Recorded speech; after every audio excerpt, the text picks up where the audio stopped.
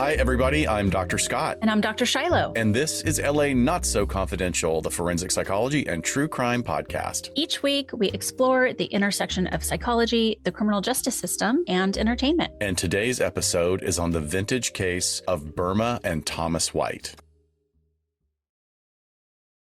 Hey, welcome back, everybody. We have a couple of things to announce before we jump into this episode. We would love for all of you to please join us, if you can, on Saturday, July 22nd at 4 p.m. Pacific Standard Time for our 50th, get it again, 50th live stream. We can't believe we have just racked up this many live streams, this many episodes. It's crazy. Since COVID, we started during May? August, something like that. COVID benefited us in that way, although it was a horrible pandemic. Yes. We're tossing around a couple of ideas, like making it an off-the-cuff sort of happy hour where we answer listener questions in real time, as well as maybe some prep, maybe have one of our Patreon members moderate the questions that we've tossed that around a little bit. Yeah. I'm not saying that there will be cocktails involved, but I'm also not saying that there will not be cocktails involved. So join us. Happy hour. I mean, I guess that could be appetizers. Any hour with you is happy for me. Oh, there you go. So nice. Hey, why don't you recap our most recent episode? Yeah. What a surprise that we had the reactions and input and feedback. Oh my gosh. We did. Yes. So this was Going Postal. It was really about workplace violence, but this term going postal sort of kicked it off and has really become synonymous with flying off the handle or some sort of anger management issue, especially at work. And we dove into this and brought you the real story because the origins are much more grim. And we ended up covering the first such case of violence at the hands of a U.S. postal worker from the 1980s. We then discuss a long history of increasing work pressures, toxic work sites, and how pushing workers to the edge can have dire consequences. And then we covered things that came of that, like government and workplace safety responses and things that have been put into place since then. But yeah, just the most overwhelming response from people we know that are postal carriers or listeners, former postal carriers, mental health professionals who have treated postal carriers, like you name it, they came out of the woodwork. Right. Yeah. And the most sort of immediate responses too, like sometimes we'll get it like a couple of months later, like, hey, I'm just catching up on episodes. And what was fascinating was there were a handful that were, you absolutely cannot use my name, right, but I did want to reach out to you for talking about this. And the one that got me the most was the one that we got the most recently that said it actually was as bad as you described. And in many cases, it was a lot worse, which is kind of frightening to think about. So folks, if you get a chance, please go back and listen to it. It was a major turning point for regulations regarding the workplace in America. So good episode. Yeah, but I'm so happy. It's my favorite time of the month now. It's vintage case time. Yay. Well, you picked this one and the title alone is absolutely enticing and not at all what I expected. I was not familiar with this case. I did not know that in 1933, Los Angeles had their own Bonnie and Clyde right here in Southern California. You guys, maybe you'll remember back in episode 74. I know that's a very long time ago. We reviewed spree killing couples, and we're certainly going to see if the research applies to this vintage case involving Burma and her husband, Thomas White. Although they attempted murder, but their victims fortunately survived. They were involved in a series of spree crimes, certainly. Correct. And we want to give you a trigger warning that there is gun violence and there's also a couple of incidents of graphic wound description. Absolutely. So our culture has a fascination with the women who not only commit crimes, but also those that are seen as the hangers-on or just along for the ride with their male partners in crime. And Julia Bricklin, historian and author of the book Blonde Rattlesnake, Burma Adams, Tom White, and the 1933 crime spree that terrorized Los Angeles, made a fascinating and in-depth exploration of our subjects for today's episode. And in her interviews, she asserts that the phenomenon of this fixation really emerged in 1933 through really the prosecution efforts of Los Angeles District Attorney Burren Fitts and his seemingly obsession with the woman at the center of our story today, Burma Adams White. Yes, as we covered way back in episode 74, there were several significant terms that emerged around this time. So let's review those real quick. And this one really seems very vintage in itself. The term public enemy, it was first widely used in the United States around this time to describe individuals whose criminal activities were seen as both criminal and significantly damaging to what was considered to be the fabric of society. It wasn't a new term, but one that was originally used through the last couple of hundred years to describe various types of alleged criminal perpetrators, such as Vikings, pirates, highwaymen, bandits, robbers, mobsters, and similar outlaws. And then the new term that was coined at this time was spree killers. Yes. Although now a fairly, I would say, obsolete term, especially to professionals, criminologists, just because we started getting way too many terms. And then there was a symposium back in the early 2000s where all these meetings of the mind happened really to look at serial killers, but they started parsing out some of these other terms and going like, which ones do we really need? However, a spree killing is when someone commits at least 3 murders in different places with a small amount of time in between. And it usually starts with a major event that triggers their urge to kill.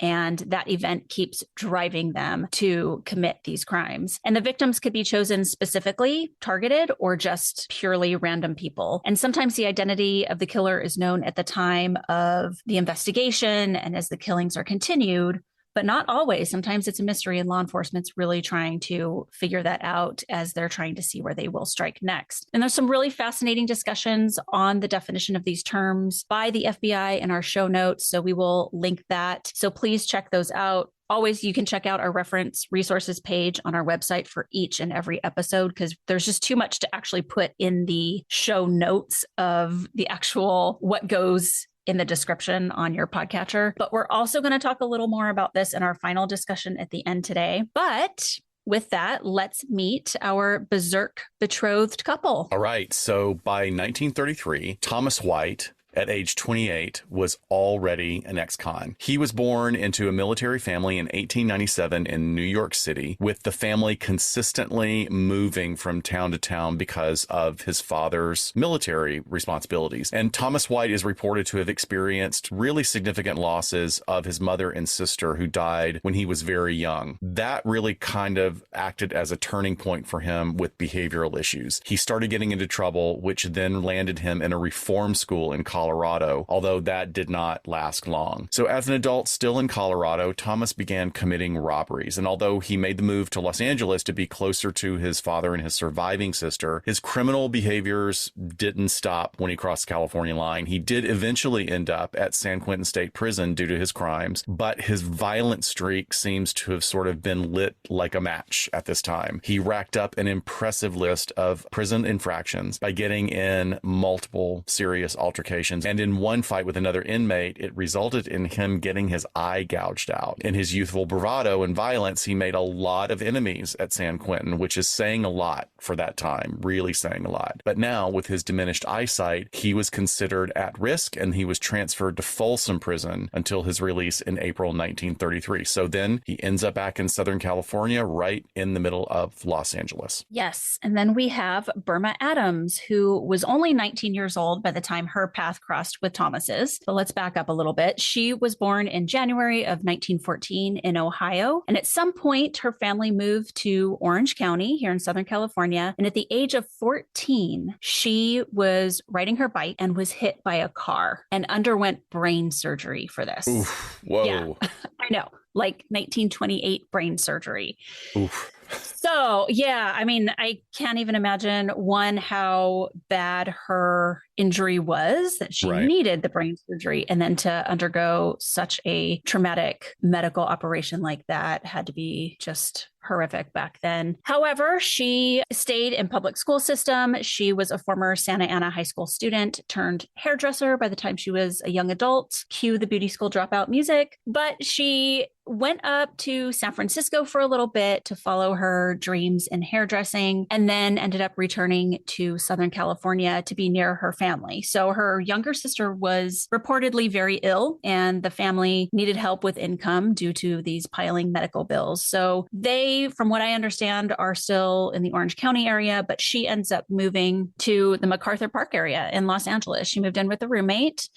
And it's, typing this out several times, the name Burma, I was like, what? How did this girl from Ohio, such an odd name, right? end up with this beautiful name, but odd name for the time? And it translates from Sanskrit as golden songbird. And Burma certainly cut an impressive figure with her stunning photogenic features, with her styled platinum blonde hair and her enormous hypnotic blue eyes. So she was quite a looker. And, you just think of this beauty coming to LA and starting her career here as a hairdresser. And then what I like to think was a hot, sultry summer night in Los Angeles. She and Thomas meet at Sebastian's Cotton Club in Culver City, which was located at the intersections of Washington Boulevard and National Street. And it was the leading and most popular jazz club in the greater Los Angeles area. And as the story goes, she fell instantly in love with the one-eyed Thomas. And about a month after they met, they got hitched. So it must have been love at first sight. Seriously. And while it was thought that their crime spree would inevitably emerge from their marriage, it was later confirmed that they had committed several of their crimes prior to the ceremony. It does seem that as a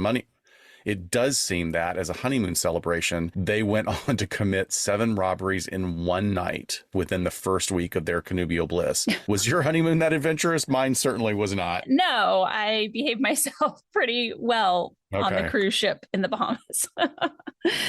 So the newly married couple enjoyed their matrimonial mayhem, to say, I guess. Wait, okay. So how many of these alliterations have you put in here for us? We have there's only two more. There's only 2 more. Berserk betrothed, matrimonial mayhem. All right, okay. I have one more. So on their honeymoon, they brandished their guns and they robbed around 20 people in the following 8-week crime. So they celebrated their honeymoon by committing crimes, and they robbed about 20 people in the following 8-week crime spree in Los Angeles. They held up a number of places, including grocery stores, robbing people at gunpoint, stealing carts, and they did develop a sort of regular modus operandi, I guess you would say. And they would drive their car around the city at night, and then when they were stopped at a traffic light next to another car, they would hold up the victims at gunpoint that were in that car, get all their belongings, and then drive off. And all the victims were alleged to have commented not only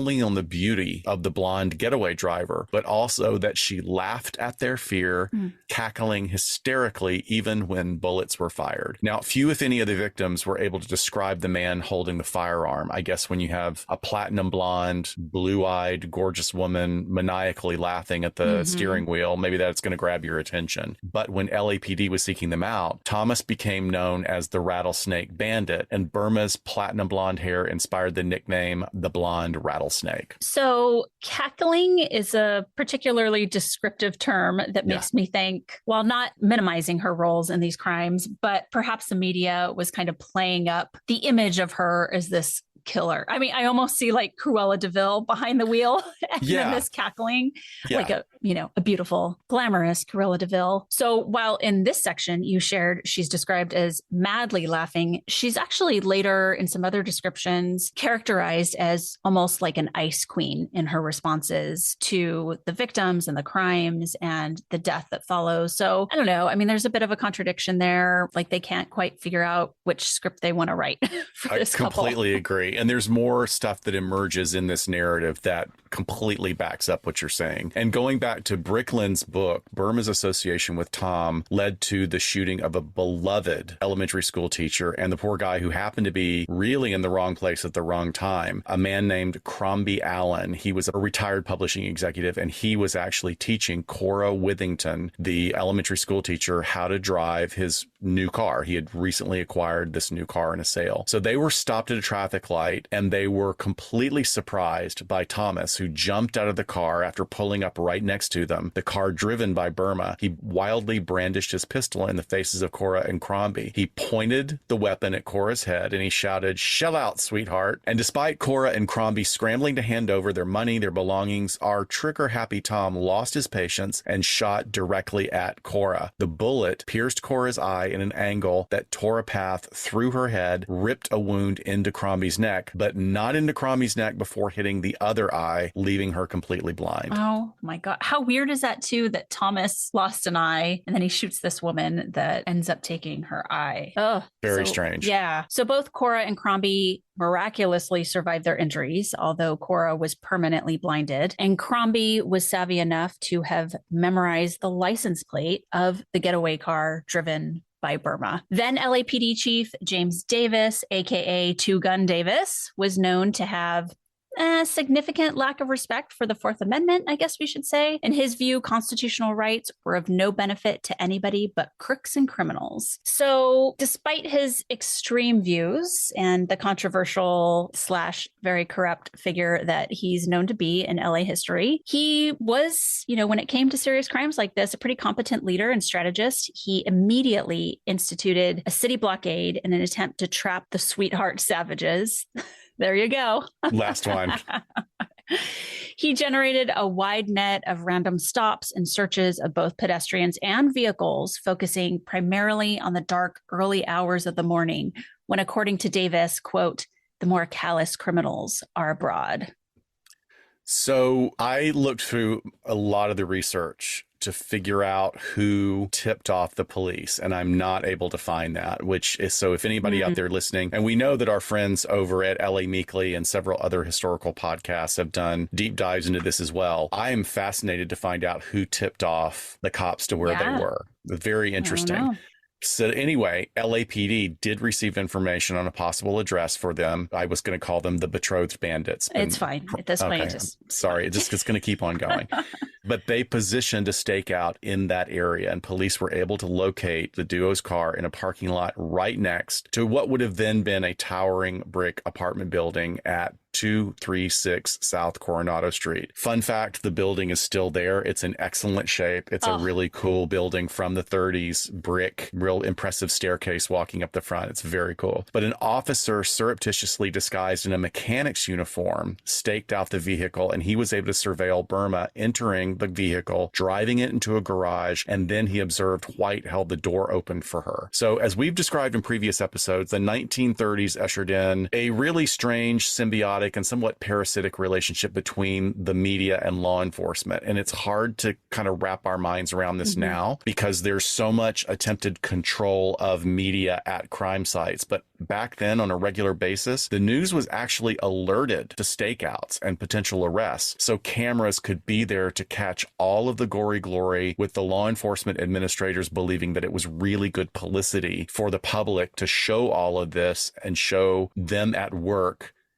attending to the criminals in the society. Yeah, it seems like they were everywhere. They were at crime scenes, they were at stakeouts, they were at perp walks. So clearly there's a lot of communication going back and forth. Maybe that was where the tip-off came from. Could be. Yeah, could be. So with the location confirmed, 2 other officers entered the hallway of the apartment and confronted Thomas White in the wide hallway reception area. Tom, as we know, a bit of an impulsive criminal, made the fatal mistake of attempting to shoot it out rather than surrender. Or maybe he just wanted to go out in a blaze of glory. Either way, White died after taking 2 bullets through the heart. And as White dropped to the floor dead from the hail of bullets, Burma was on the other floor in the midst of crawling out a window. It's still not clear whether she was attempting to escape or attempting to perhaps end her life, but the police were able to physically restrain her before she could fully get out of the window, and she was promptly escorted to jail, with later accounts describing her as icy and emotionless when she basically, as newspapers described it, casually stepped over Thomas's body lying in the hallway with zero reaction on her face. Interesting. So both of White's surviving victims identified him at the morgue as the perpetrator that had robbed and shot them. That's another thing that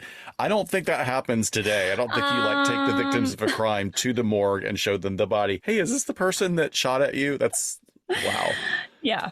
I guess they didn't have Polaroids to do really quick photos, but still. Although, arrested and in custody, Burma was allowed to be present at the funeral, which is another mind-boggling thing. I guess in order to have one last view of her husband's body. And maybe it was because the police wanted to see how she would react, but most likely it was because the newspapers were certainly going to be there and they were going to be able to feed a lot of their readership by photos of this, murderous woman, this criminal siren being at the coffin of her dead husband. There were photos of her looming over the casket, clutching a hanky in one hand, close to her chest. And then this Herald, the LA Herald, wrote of the scene, she haughtily walked into the morgue and posed with icy indifference, like an actress going into a sob scene. She managed to sniffle a bit. So as we move towards the trial, DA Burn Fitts was a native of Texas, a decorated World War I hero with aspirations of being elected governor of California. So he was really trying to make a name for himself. We've heard of him in other cases that we've covered. And he had become bored with his tenure of lieutenant governor and ended up returning to LA to successfully pursue the job of the district attorney. So he gains this position back and stated that he would essentially cleanse Los Angeles of its quote unquote gang element, which I feel like we've heard over the decades a lot here in LA. Just over and over again. Yeah, I'm going to be the one to come in and fix it, right? Yeah. So Fitts used Burma's case as a chance to glorify himself as sort of this gatekeeper of Los Angeles's public morals and civic life. He assigned his right-hand man and arguably his most intimidating deputy, district attorney, George, quote unquote, the hangman Stallman, to prosecute the case. So the three of them, we got three now, Fitts, Stallman, and Two Gun Davis, were really focused on making an example out of Burma. And they were just stating that they were going to pull from Burma the debt that was owed to society that White, her husband, and the only gunman in all the crimes was not alive to pay. Ooh. So this is the part where the story does start to kind of gel and get very interesting because she was not a trigger puller. Right. She may have laughed, she may not have laughed, but she was the getaway car driver, right? There's no evidence at all, and they didn't even try and show any evidence that she pulled the trigger or caused anyone's death. But since she's the only one that's alive, and these three guys need a patsy, not minimizing the role that she plays in this, but it is very interesting that at this point in time, these three guys are all kind of looking towards where their future careers are going to be going, and they're going to tie their coattails onto this particular incident, I think. Yeah, it seems very like staged and like, here's our agenda and here's how, you know, we're almost going to make her pay for the sins of two people to try and get the morals of Los Angeles back in place instead of just the cut and dried, like, hey, the laws on the books say that, you know, if you're an accessory or you participate in the crime and someone dies, you are just as culpable as the other person. Like that. Okay, like we know that. Let's wrap our head around it, but also, you know, they're really piling this on. So according to a Los Angeles Evening Post article from September 9th, 1933, Burma's attorney, Donald McKay, stated that the case was not airtight against his client, and he was looking forward to cross-examining witnesses to poke holes in the case. He also denied that she was an addict, which had been reported in the early days after her arrest. He labeled the public's overzealous interest as hysteria. The paper noted that 3,000 people gathered outside the LAPD Central Division Police Station, where the police held an in-person lineup with Burma and 9 other blonde women, so the victims could attempt to identify her. So that was obviously earlier before the trial, but he's noting this to say, like, this has been hysteria from the beginning, and a lot of it, like we just said, is of the police doing. Essentially, Burma's defense was that she acted under duress of the more criminally savvy Thomas, who had dazzled her, swept her off her feet, and then forced her to participate in the robberies as the driver, with her not knowing that he would ever shoot anyone. And when the case went to the jury, the judge gave the following instructions.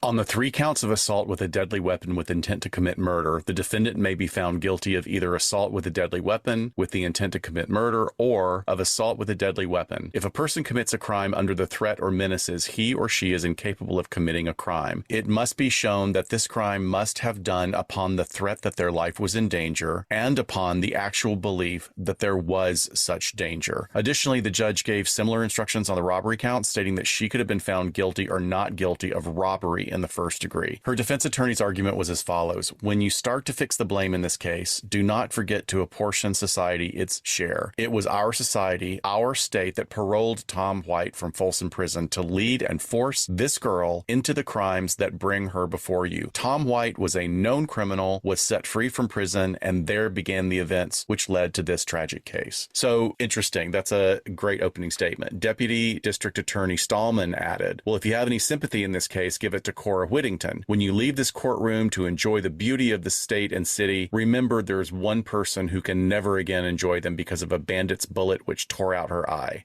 Oof. Yeah. Well, touche. Snap back. No, it's a good one. It's a good snapback. So as we had mentioned before, Burma was reported over and over again to have had an icy demeanor throughout her trial. And truth be told, there are several photos of her in the courtroom looking stunning, but also somewhat, blank. Her perceived lack of remorse and abrasive demeanor did not make a good impression on the members of the court. And I mean, gosh, you and I have talked so much ad nauseum about presentation in the courts. And, especially back then, it's just what a circus this sounded like. But this, as well as the prosecution's case, worked against her because the 19-year-old widow received a guilty conviction on 11 felony counts. So Judge Bowron, the sitting judge at Burma's sentencing, stated that she had been, quote, an accomplice in the heartless and wanton shooting of Miss Withington and Crombie Allen. And her actions were, quote, utterly abandoned and ruthless she is despite her years. So he ends up sentencing her to a 30-year prison term, stating that the number of young people who commit serious crimes is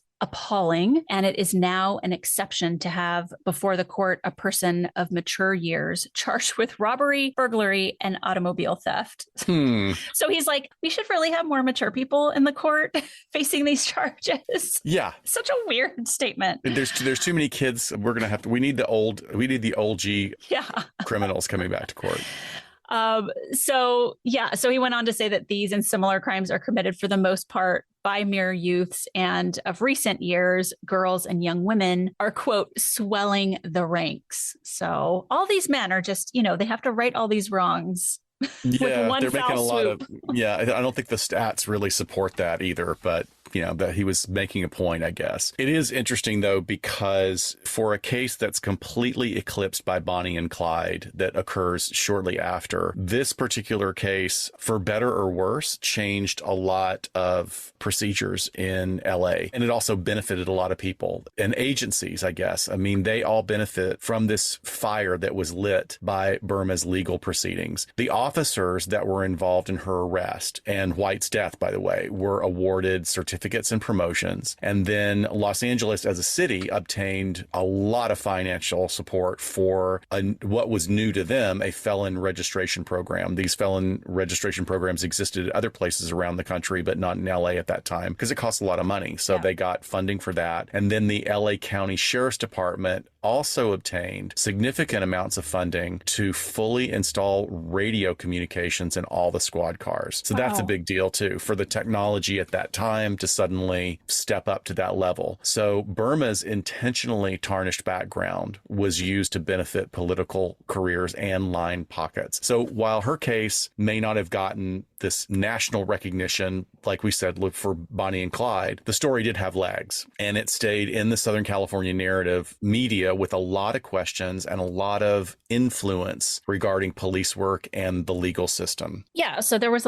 much questioning of how a quote unquote nice girl from a nice home could fall so far. And Burma's teachers from high school described her as not only a beauty, but actually a brilliant student until, again, the accident when she was 14 years old, when she was hit by the vehicle. So without the benefit of a true psychological understanding of how Burma, quote unquote, fell so far, the media had its heyday alleging that she was an impertinent thrill seeker, with one LA Times article describing her as the most dangerous type of criminal in a profile that included Bonnie Parker and Evelyn Frechette, who was the girlfriend of John Dillinger.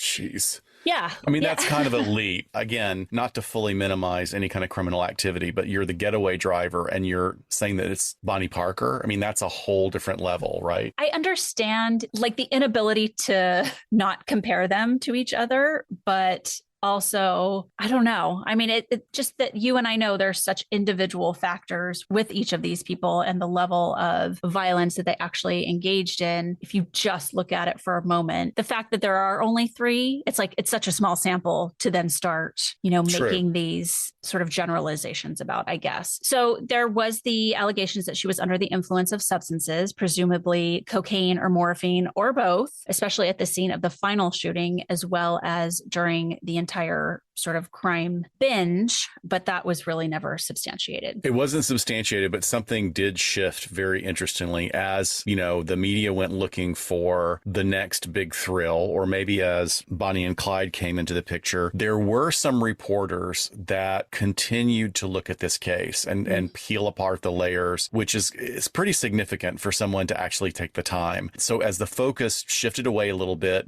really more reasonable tones started to emerge from the press. And then as they took deeper dives into her background, they started looking at her with more depth and possibly more nuance than she had previously been allowed. Yeah. A reporter later observed that following her arrest, that she did not respond in the police interviews to standard strong arm methods, and that the types of intimidation that usually succeeded on an underworld type of girl didn't work on her, which I found very interesting, because maybe that's just not who she was. Yeah, okay, I did it. I was driving the car, but they were trying to, squeeze all this other stuff out of her.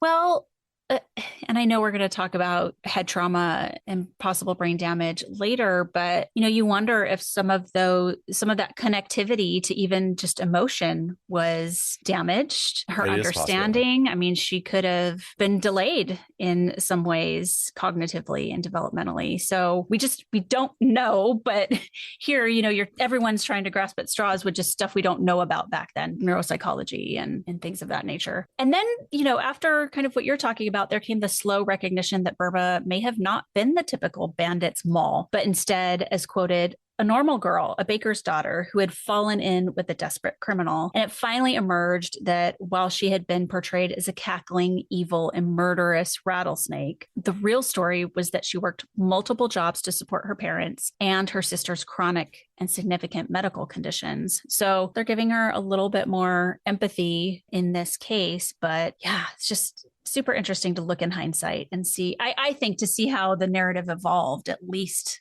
We don't see that very often at all. Yeah, because if you're going to portray somebody as this murderous psychopath or spree criminal, that's not the type of person that, strikes out on their own to be a successful hairdresser and then realizes oh, my family needs me. I need to go back to Southern California and help out. But then we also don't know. I mean, you bring up something interesting. If maybe at that time she actually was hitting some of these challenges that can emerge from having a significant head injury, maybe she moved out on her own, realized I can't make it on my own in another big city.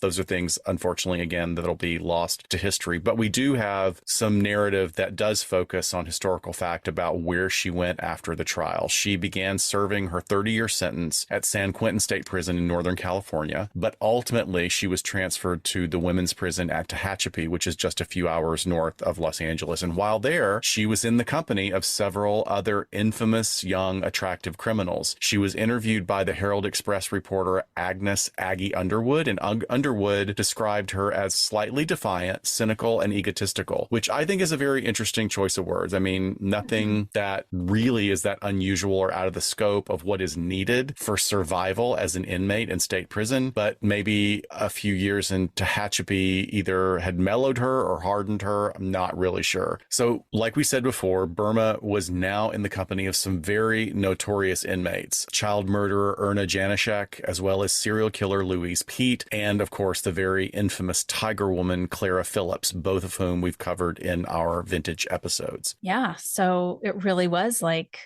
the real life Chicago. Play Chicago. Right. Oh my gosh. Yeah. I bet Aggie Underwood had a field day going up and interviewing all these women. She was such a tremendous reporter here in Los Angeles. But apparently during her time in prison, Burma penned an open letter to young girls called Crime Never Pays, which I could not find. I really, really wanted to and see what it said. However, I did locate a newspaper article from 1935 titled Burma White, Hardened Girl Bandit Turned to Poetry in Prison Cell. And you bet it had one of her poems in there. Oh, cool. Yeah. So she would publish in the prison literary magazine called The Bulletin. And I'm going to read you her poem, which is, I don't know if you know how much I despise poetry. I don't know if we've ever had that conversation, but I'm going to give it a go. Here it is. I looked and saw a fairy perched upon your shoulder, beckoning to me, entranced. All motion from my body fled. A fawn might have then passed by, unafraid, or danced on cool dew-covered lawn. 10 tiny elves. Such was the silence that engulfed us both. Again, the fairy waved to moonlit shelves, raised high a tiny hand in fairy oath, proclaiming beauty wild and sweet and rare, alluring to join the revelry. Yet I still lingered, hesitant to bear my weeping heart for glancing sword to see. A jovial little brownie tiptoed to my side and whispered, "Walk with her. Forgive. It is true that only the fearless live." I raised my eyes to yours and found a change wrought in their depths. Wistful longing, mutely called. The brownie danced around me gleefully, singing, dancing, tugging at my hand. And then I knew you were the answer to my silent quest. Perhaps you came to me. It may be true. I sped to you. I knew that we were blessed. The brownie, the fairy, and you and I, walking and sang neath the moonlit sky. Loved and laughed and scorned to die. You, the fairy, the brownie, and I. So there you go. I don't know. There's a lot going on there. I think she found a girlfriend in prison. I think that's what that sounds like about. it. Yeah, it sounds like it. And you know what? Good for her. She found somebody. Yeah, of course. I think there may have been some coding going on there. But despite the number of felonies that Burma was alleged to have participated in, she was released after a relatively short prison term of 8 years. Having been originally sentenced 30, this is a pretty significant cut. And unlike many other notorious criminals, however, Burma seemed to literally vanish from the world for a time. Maybe it was the timing. Her release was right around December 1st, 1941, right around the time the whole world was caught up in World War II. So with looming military tensions rising around the world, the media had bigger fish to fry. So perhaps people weren't paying much attention to her release, and there just wasn't that much interest on reporting where she landed. There were later reports that emerged showing that she quietly made her way to San Francisco, where she ended up somehow working for a very flashy developer, lawyer, and investor named Edmund Herscher. And eventually she landed in a second marriage to a structural engineer named Alfred Diamond. Very interesting to think about this because she's going to prison really about age 20, if even that, if all this happened. She's only in 8 years. So she's coming out, still a relatively young woman. Yeah, she can make a life for herself. Yeah. And now she's married a structural engineer. She's definitely traveling in better circles than she did before. And her name is now Burma Diamonds. Oh, what a great... my God. Yes. That would make a great drag name. That's perfect. Or a stripper name, a Burma Diamonds. I love it. They eventually pack up and move to Washington State. And while she had initially taken a really quiet route regarding her reputation and just focused on creating a life in Northern California, something must have happened because she was now emerging fully back into public life. And in the 50s, she desperately and very unsuccessfully tried to get a pardon from the state of California. Very interesting to find out this. Why that much time later would she be seeking a pardon? Why was it so important to her? I don't know.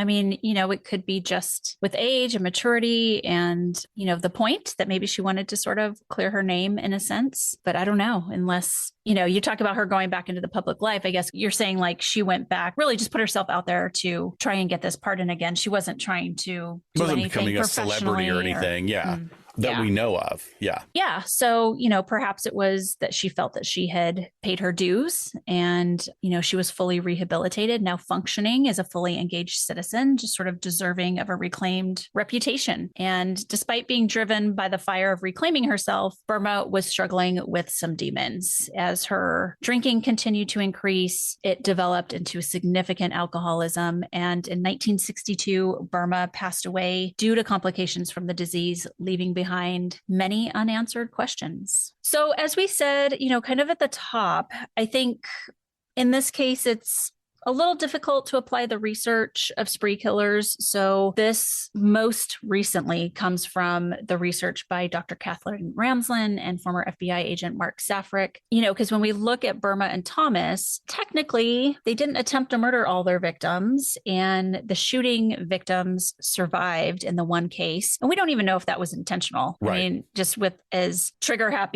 not trigger happy, but like impulsive that Thomas was described as, who knows what went went wrong there. But if we're looking at the breakdown of motives for spree killers, spree killing couples, 22% of the couples examined in the cases that Dr. Ramslin and Mark Safrek reviewed were done for what they categorized as robbery thrill. So I thought this fit most tightly with Burma and Thomas and their crime spree. So in the robbery thrill category, these crimes were described as a result of desperation and senselessness, especially in the cases where there had been previous robberies, but then the couple just killed someone without even robbing them. And typically these offenses were marked by lots of excessive violence and multiple weapons were used. The perpetrators were constantly on the move and behaviors were not very predictive, all over the place, really making it tough for law enforcement to connect the dots, maybe on who they are or that these cases are even related, and then subsequently to intervene. And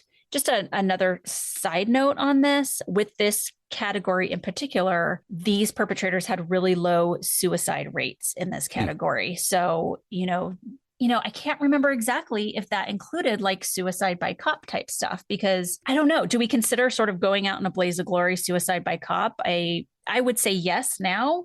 We'd probably consider it that. I think the motivation would probably be different. But then is our understanding of blaze of glory something that's been perpetrated by fictional representations such as movies, televisions, film noir? It's hard to tell. I mean, like we know now, today, suicide by cop is a phenomenon that's driven by a number of other factors that, are not blaze of glory by any means, at least in my experience and not in the research that we have now. Yeah, I guess I would, there's suicidal people who can't do it themselves that then, try to get the cops to kill them. But then there's the typical like, okay, it's either I die or I go back to prison, and I'm not going back to prison sort of thing.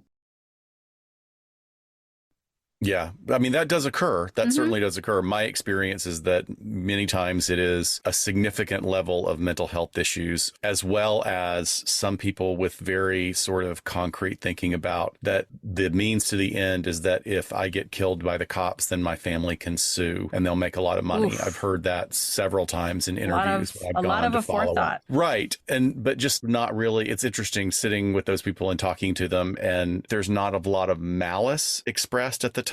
It was just, to them, it seemed really reasonable, despite the fact that it would be likely not just their lives that were lost, it would impact other lives as well as rooting careers, all sorts of stuff. But anyway, we're digressing. We could do a whole show on that. Let's talk about some clinical considerations. It's really tough to kind of create any kind of profile about Burma that really has some legit psychological understanding of her motives, of her and of Thomas, because we don't have a lot other than just sort of pretty cut and dried information on their backgrounds, and who knows how accurate those things are. We don't have anything on their developmental histories other than Burma's brain injury and Tom's, military family history. But we do know how they met. We do know what kind of got them started, who seemed to be the dominant personality in this. But there are significant factors that are curious to Dr. Shiloh and I that I think are playing a role here. Number one for me was this intense and immediate emotional relationship with an individual who has really strong criminogenic factors and a violent background. So generally speaking, couples who commit crimes together have what is termed a quote unquote shared criminal mindset. That means that they are likely to share similar values, beliefs, and criminal tendencies that then lead them to be more inclined to commit crimes together. So an intense emotional relationship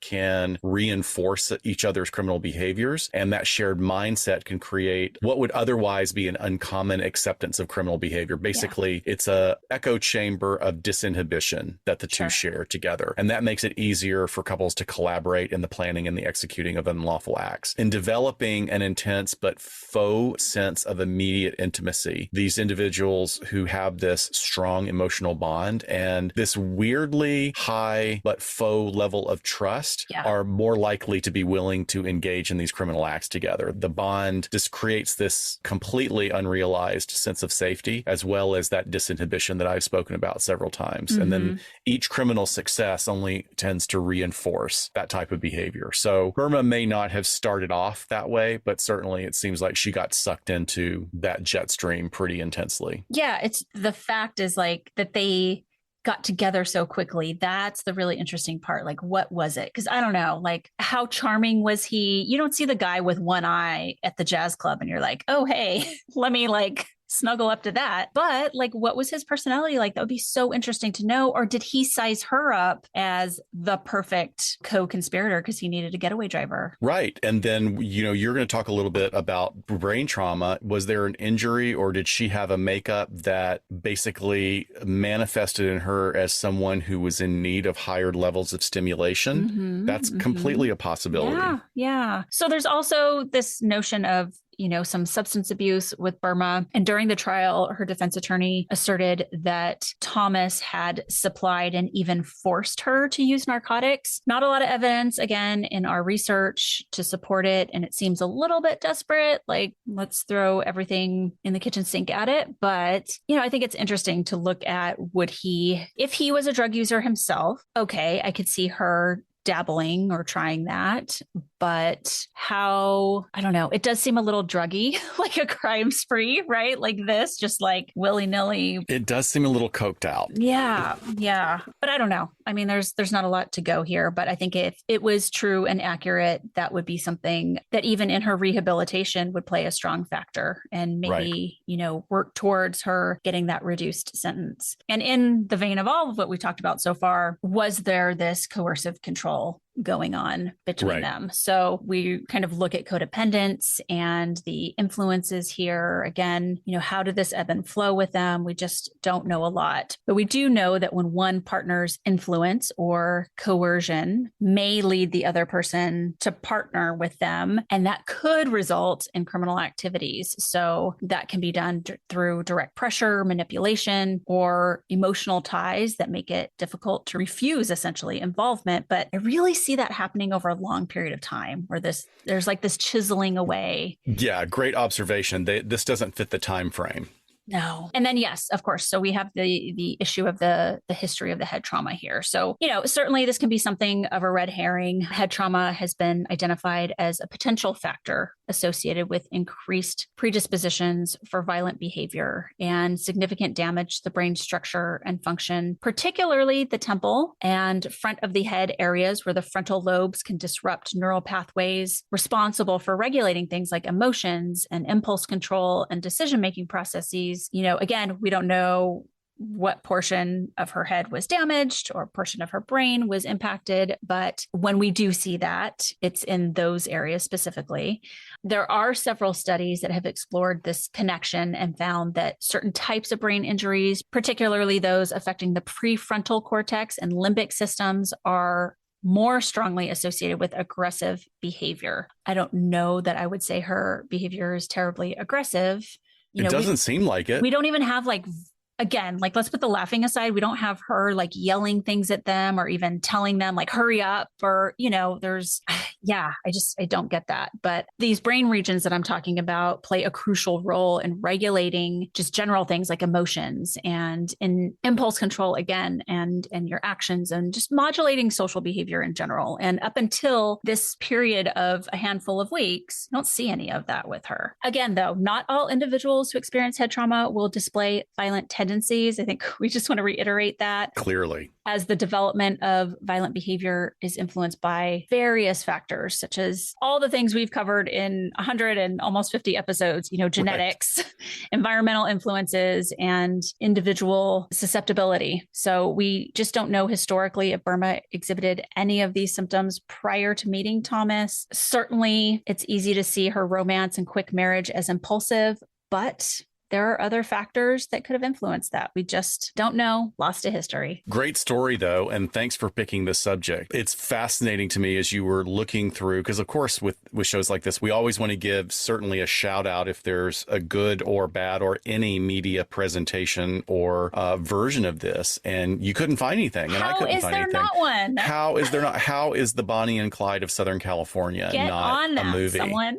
Why didn't Angelina Jolie dye her hair 25 years years ago and jump on this. But I will say we've mentioned this one before as far as the idea of spree killers, natural born killers, which is a fictionalized version of the spree killings of Charles Starkweather and Carol Ann Fugate is really fascinating. I mean, Woody Harrelson, Juliette Lewis are both phenomenal actors. It's an incredibly violent film. In fact, one that Woody Harrelson to this date has a lot of reservations about doing it because he felt like it was really sort of exploitive as he grew older and looked at it, which is certainly a legitimate perspective. I found it over the top violent, but I found it also fascinating because it was such a character exploration for these actors to engage in. But yeah, it's pretty violent. It is. Yeah. I mean, gosh, I haven't seen it for years, but I just remember it being very haunting and creepy.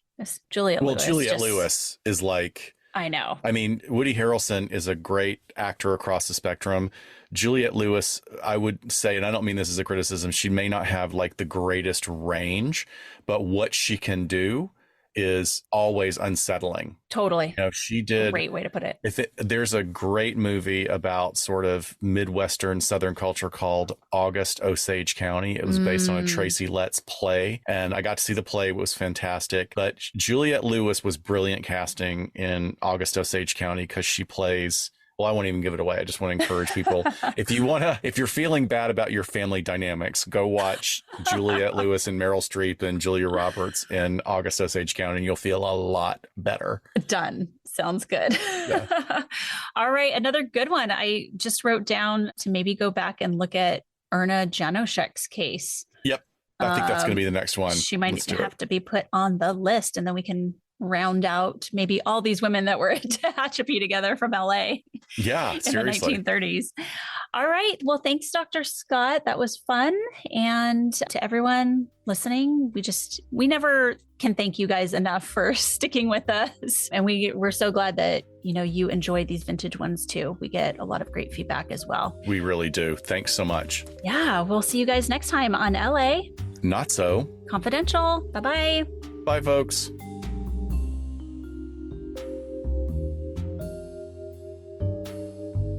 We sincerely thank you for spending some time with us today. LA Not So Confidential is part of the Crawlspace Media Network in partnership with Glassbox Media. Each episode is hosted, produced, and written by Dr. Scott and Dr. Shiloh. Our post-production editing and sweetening magic is handled by the multi-talented Jason Usry of Ear Cult Productions.